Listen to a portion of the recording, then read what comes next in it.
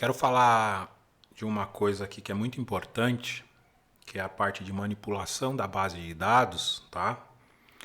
Que às vezes nós nos preocupamos tanto com o software e esquecemos de olhar se a nossa base ela está bem preparada, se não tem dados faltantes, né, os dados ausentes, se aconteceu algum problema, se as informações que nós baixamos, se elas estão todas lá, se a base não foi corrompida de alguma maneira, ou seja, nós não fazemos uma exploração da base para depois carregar. Importante esse processo de limpeza de base, tá? Preparar a base para depois você imputar no software.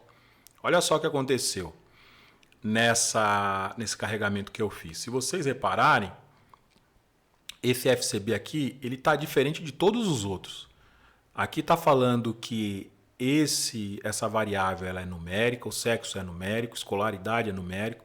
O único que é diferente é esse FCB. Sequência. Vou fazer o seguinte, vou baixar agora, vou carregar a base original do professor, tá? Então vou pegar aqui o Excel e é essa daqui, ó, supermercado. Essa primeira. E vou abrir.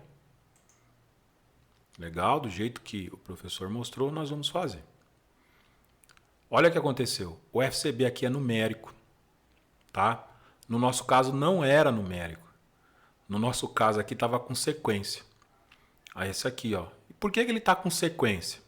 Porque a base de dados ela tem alguma observação que não é numérica.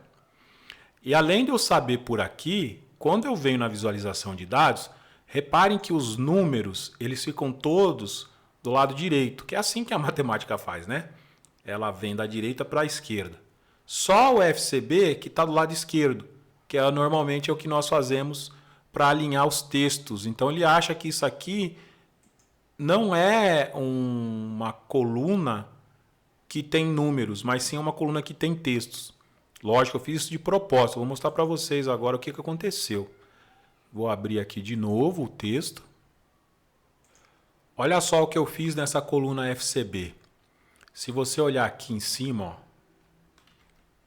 nessa parte do Excel onde ele tem o armazenamento, como está armazenado aquela variável, reparem que se eu vier aqui, ó, em sexo, ele coloca como geral. Eu já poderia inclusive ter colocado como número, mas o geral não tem problema.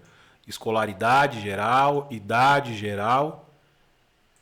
E o FCB, apesar de estar geral, se eu clicar aqui nessa célula, aqui está como número, mas olha o 5 aqui embaixo.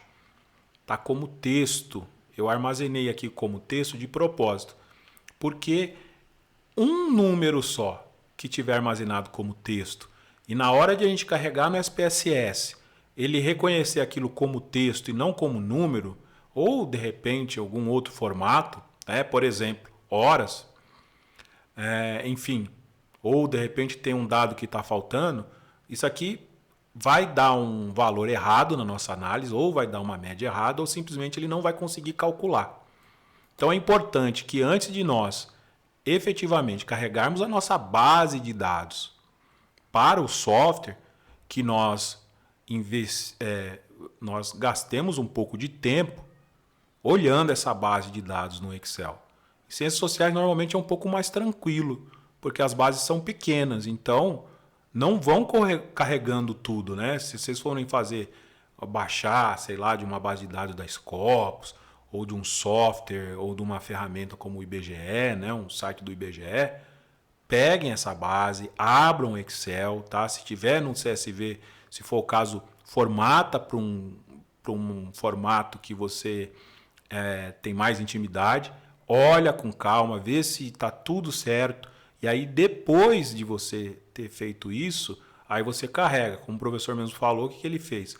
Ele abreviou o nome aqui, ele não foi jogando lá, né? Então ele teve todo um cuidado para fazer esse tratamento da base para depois carregar no software. Isso aí vai evitar problemas que depois você não vai saber. Quando a gente trabalha com um processo mais simples, tranquilo, média, mediana, a gente às vezes até identifica fácil. Mas com processos mais complicados é difícil de repente você observar, tá bom?